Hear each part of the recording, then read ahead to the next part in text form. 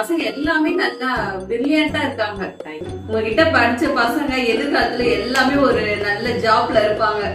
நீங்க போட்ட வேலை, அதனால அது கண்டிப்பா உங்களுக்கு அது போய் சேரும். ஸ்டார்ட் பண்றாங்களே ஸ்கூல் எப்படி இருக்கும் அப்படின்னு நினைச்சிட்டு தான் நான் வந்து அட்மிஷன் போட்டேன். ஆனா அப்புறம் என் பையன் ஸ்கூலை விட இது ரொம்ப பெஸ்டா சூப்பரா இருக்கு. அது என் பையனை விட என் பையன் கூட என் பொண்ணை ஹஸ்பண்ட் எப்ப பார்த்தாலும் கம்பேர் பண்ணுறாங்க. இவ சூப்பரா படிக்கிறா, இவ சூப்பரா படிக்கிறா. மற்ற ஸ்கூலை கம்பேர் பண்ணும்போது பெஸ்ட்.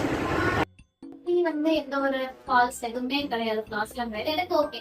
ஏன்னா வந்து என் குழந்தை வந்து எவ்வளவு நேரம் இருந்தாலும் நான் நம்பி விட்டுட்டு போகலாம். 1:30-2 வரைக்கும் கூட நான் என் குழந்தை இங்க எடுத்து வச்சிருக்கேன். அதுவே எனக்கு ஒரு சில டைம் கஷ்டமா இருக்கும், ஐயோ நம்ம அவங்களை கஷ்டப்படுத்துறோமே அப்படிலாம். ஏன்னா 2 வரைக்கும் கூட ஒரு குழந்தைய பொறுத்து பாத்துக்கிறதுங்கிறது வந்து நல்ல விஷயம். இப்ப பண்ணட்டும் அப்படின்னு சொல்லிட்டு போயிருவாங்க. இப்ப அந்த கேரிங் சொந்த பேச்சு கேக்குறது, இப்ப நம்ம வீட்லயே வந்து நம்ம பேக் எடுத்து வைக்கிறது, அந்த சின்ன சின்ன ஆக்டிவிட்டிஸ் அவங்களுக்கு சேஞ்ச் ஆயிருக்கு.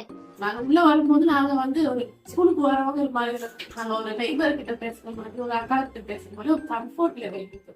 நாங்க அந்த அளவுக்கு எதிர்பார்க்கவே இல்லை. அவங்க அப்படி சொல்லுவாங்கன்னு. ஆனா நல்லா பேசுறது, நல்லா பேசுறாங்க. வீட்டுல எல்லாரும் சொல்றாங்க சூப்பர். எல்லாருமே பாக்குறவங்க அவங்க பசங்க நல்லா பேசல சொல்றா அந்த அளவுக்கு இது பண்றாங்க. பரவாயில்ல. எங்களுக்கு பெரிய பெரிய ஸ்கூல்ல எல்லாமே சொல்றாங்க இந்த அளவுக்கு சேஃப்டி இருக்குமான்னு சொல்லி தெரியல. சிசிடிவி ஃபுட்டேஜ் இருக்கு, லாக் பண்ணிடுறாங்க எல்லாரும். வந்ததுக்கு அப்புறம் போனதுக்கு அப்புறம் தான் கொடுக்குறாங்க.